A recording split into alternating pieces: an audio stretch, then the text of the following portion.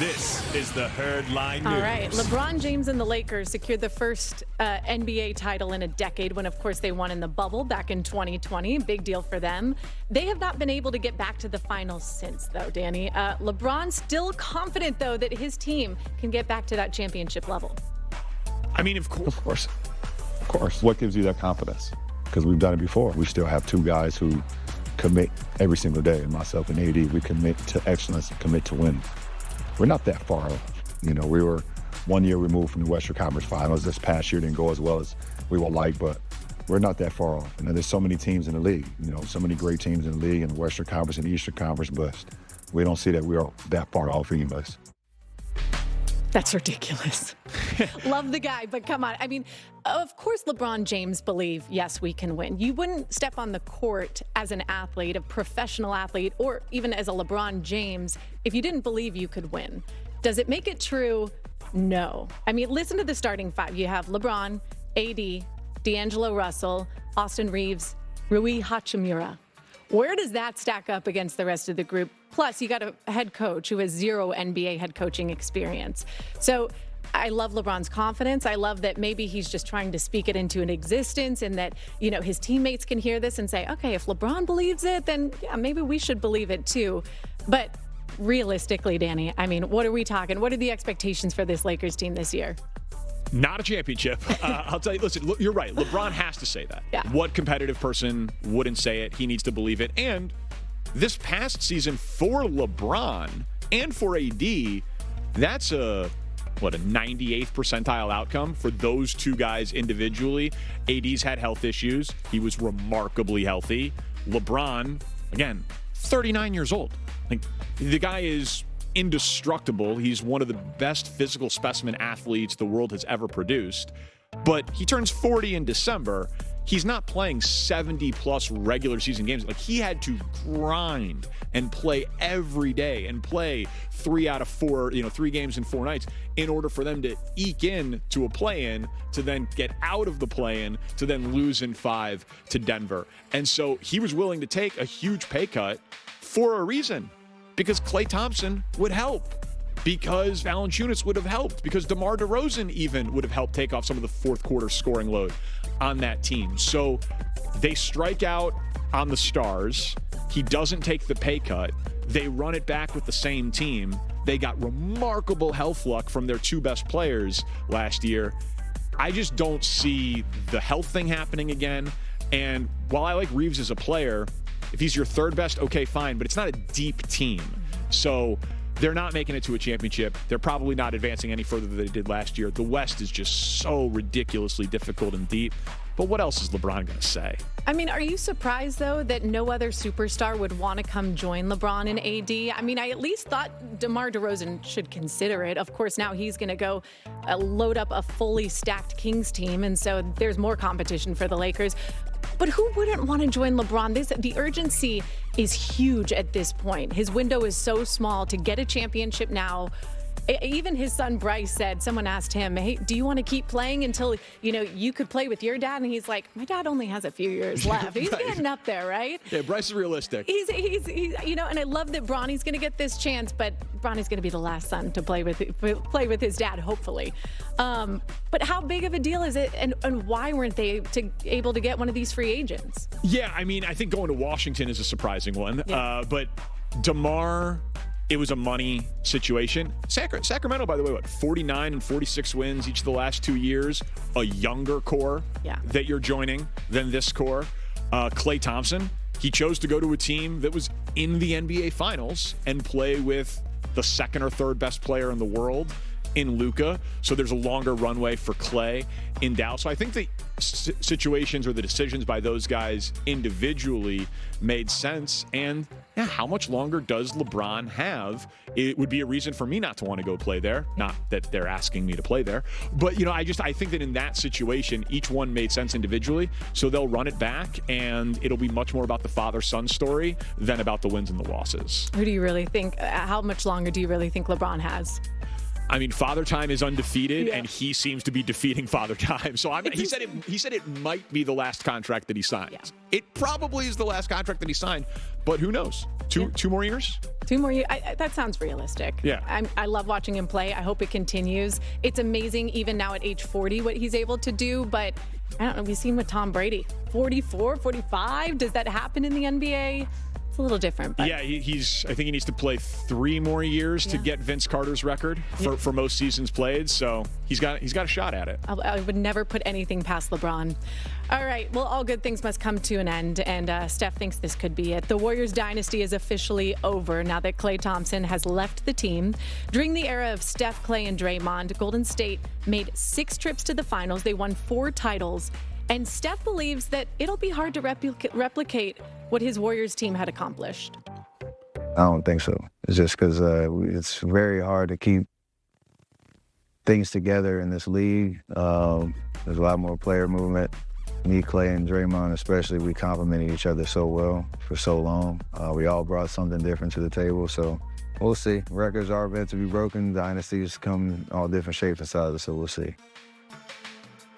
Man, I hate to see it go. It was so fun while it lasted, right?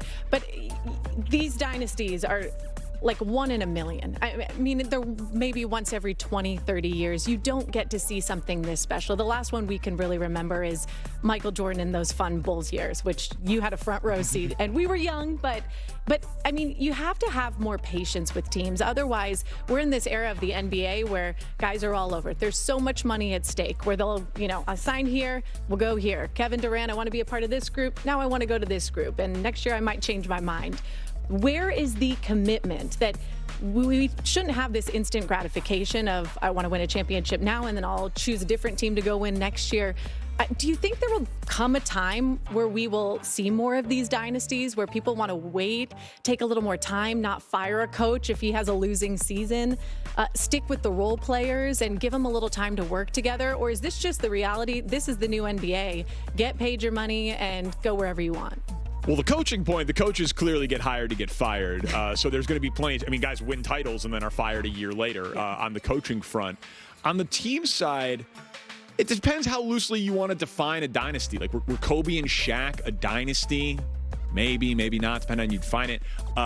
The Spurs, they didn't have the three-peat, but they had 15 years of a run where they had 5 titles over the course of it. So I don't think that dynasties are over in the NBA. The incentives for teams to sign their stars to second contracts, you can make more money by re-signing with your team. That's what we saw, Giannis staying in Milwaukee and things like that. We've seen guys gravitate to playing with Luka. People are going to want to go team up with the best players. So, I mean, if a dynasty can only be defined as you have to have a three-peat or you have to have multiple titles and set the single-season wins record like this Warriors team did, that is going to obviously be very difficult to replicate. This team changed the sport forever. Yeah. The Warriors did, right? They figured out the very basic math that 3 is worth more than 2. I don't know why it took so long for everybody to figure that out, but they're like, 3 is worth more than 2, and we should get a bunch of guys who shoot threes at this historic rate. They had the 2 best shooters in the world on the same team, and then when the cap had that historic jump, Kevin Durant joined the team. So like that particular set of events, right, there's no 4-pointer, and while the cap keeps jumping, KD, we in the media have to bear a little bit of responsibility here. Like, if we want guys to stay at one place and say that 1 title in one place, like that Giannis's 1 is more impressive than KD's 2, I'm for that. But Kevin Durant was like, everyone told me I need to have a ring on my finger. Then he went to Golden State, won a couple of rings, won a couple of finals MVPs, and everyone was like, those are fake rings. That doesn't really count. So, we move the goalposts on these guys. So do I hope SGA stays in Oklahoma City forever and Luka stays in Dallas forever and Giannis stays in Milwaukee forever? Yes, I think that's good for those markets. I hope Anthony Edwards stays in Minnesota forever. I think that's great for fans locally and nationally, familiarity and all of that. Dynasties are tough, but it is a league of star power. You only need to have 2 or 3 guys together, so we'll see another dynasty before too long. All right, speaking of star power here, Caitlin Clark put up a historic stat line in the Fever's big win over the Liberty on Saturday. 19 points, 12 rebounds, 13 assists, becoming the first WNBA rookie to record a triple-double. Also the first triple-double in Indiana Fever history. And man, we were talking this morning. We just love this Rookie of the Year debate because everyone has their reasons why Caitlin Clark is it and Angel Reese should be it. Caitlin Clark, the current favorite to win Rookie of the Year. And Angel Reese second. Angel Reese also had a record-breaking performance this weekend. I will say her 13th consecutive double-double, season high 27 points. But as we were talking about before the show, everyone has their stat line that they point to when they're talking about this should be the Rookie of the Year, and this is our person. This is why she shouldn't. What does it really come down to? Is it about how good your team is? Is it about how many records you break? Is it about how many points you score? What is the stat line we should point to when we're picking that's the girl? So it's not one stat, but I can tell you one stat that it isn't. And it's not the standings. There is no point less relevant in this award, Rookie of the Year, than the standings. Because rookies go to bad teams. The Fever and the Sky last year were bad teams, and their records are virtually identical. You know, I think the Sky are just out of the playoffs right now. The Fever would just be in. They're going back and forth. I hope for the story and the sake of the league and growth and viewership and all of that they both make the playoffs, because clearly this rivalry has carried over from college into the pro game, and that is spectacular and it's excellent, and clearly the WNBA is having a moment. But no one said that Victor Wembanyama should not be the Rookie of the Year because the Spurs were the worst team in the NBA. That would be completely ridiculous, because he went to a bad team. He was awesome. The team was still bad. It takes more than one great player. So if someone wants to come out and say that breaking Candace Parker's double-double record is more impressive than having the first rookie triple-double ever and being a 15-5-5 player and the things that Caitlin Clark is doing, like, those are reasonable debates for people to have.